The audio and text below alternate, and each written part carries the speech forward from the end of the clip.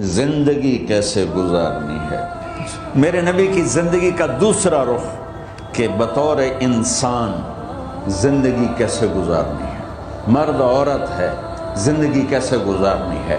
پہلا رشتہ جو قائم ہوا دنیا میں وہ ہے خامد اور بیوی، حضرت آدم اور حوا کا نکاح ہوا۔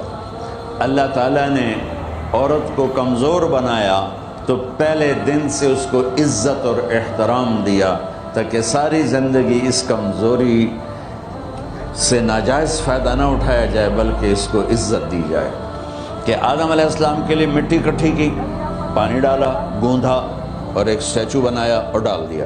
جب وہ خشک ہوا اس میں روح ڈالی اور پھر وہ ننگے بدن تھے، پھر ان کو جنت کے کپڑے پہنائے اور جنت میں ڈال دیا۔ اس کائنات کا حسن بھی عورت سے ہے اور جنت کا حسن بھی عورت سے ہے۔ حضرت آدم علیہ السلام جنت میں، لیکن بابے جی دا دل ہی نہیں لگتا، کلے کلے ہی ٹرے پھر دیں۔ اب اللہ نے عورت کو بنانے کا ارادہ کیا تو اللہ ایک ڈھیر مٹی کا اکٹھا کر کے عورت کے لیے بھی بنا دیتا اور اس کا اسٹیچو بنا دیتا اور اس کو خشک ہونے دیتا، پھر اس میں روح ڈالتا، پھر اس کو کپڑے پہناتا۔ آپ حیران ہوں گے، سبحان اللہ، اللہ نے ایسا نہیں کیا۔ آدم علیہ السلام سوئے، آنکھ کھلی تو دیکھا ایک خوبصورت حسین عورت۔ یہ بات اکثر لوگوں کو معلوم ہوگی کہ یوسف علیہ السلام دنیا کے حسین ترین انسان تھے، اور یہ بات شاید کسی کو معلوم نہیں ہوگی کہ دنیا کی سب سے حسین خوبصورت عورت حضرت حوا ہے۔ حوا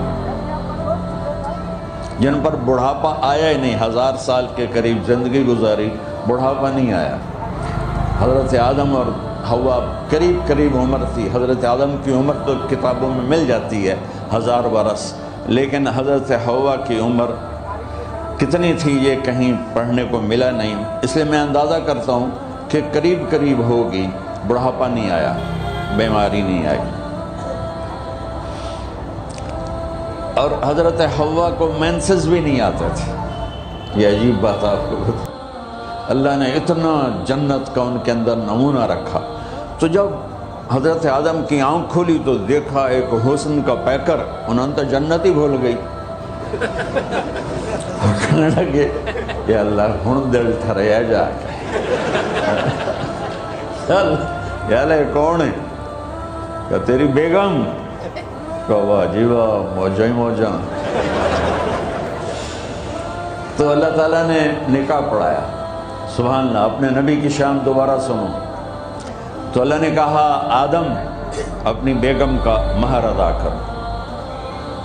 تو وہ پوچھنے لگے کیا مہر ہے؟ دیکھو ایک بات سنو، مہر کسی کی بیٹی کی قیمت نہیں ہوتی۔ $1 ہو یا $1 ٹریلین ہو، بیٹی کی کوئی قیمت نہیں ہوتی۔ یہ ایک نشان ہے کہ اس بچی پر اب یہ جو خامد ہے وہ موت تک خرچہ اس کے ذمہ ہے، بیوی کے ذمہ خرچہ نہیں ہے۔ خامد کما کے لائے گا اور اپنی بیگم کو کھلائے گا، اور بیوی گھر کی ذمہ داری نبھائے گی۔ تو خیر وہ الگ بات چلی جائے گی۔ اللہ تعالیٰ نے کہا کہ مہر ادا کرو۔ کہا جی کیا مہر ہے؟ تو میرے اللہ نے کہا تیری نسل میں میرا آخری نبی آئے گا، اس پہ ایک دفعہ درود پڑھ دے، یہ مہر ہے۔ اچھا، شروع دن سے ہے کہ میں نے قبول کیا۔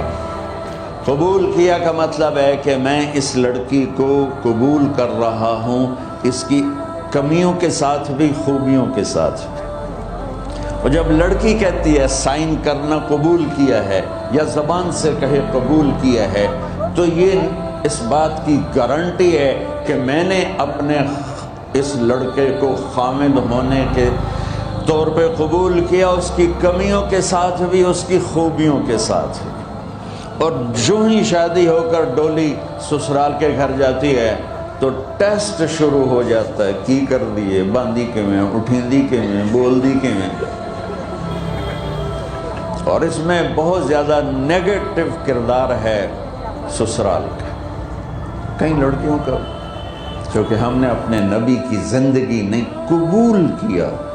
یہ واجب ہے کہنا قبول کیا، کہ جس میں پیغام ہے کہ اب میں اس کی میں کوئی کمی ہے وہ بھی قبول کروں گی، کوئی خوبی ہے تو سر ماتھے پر.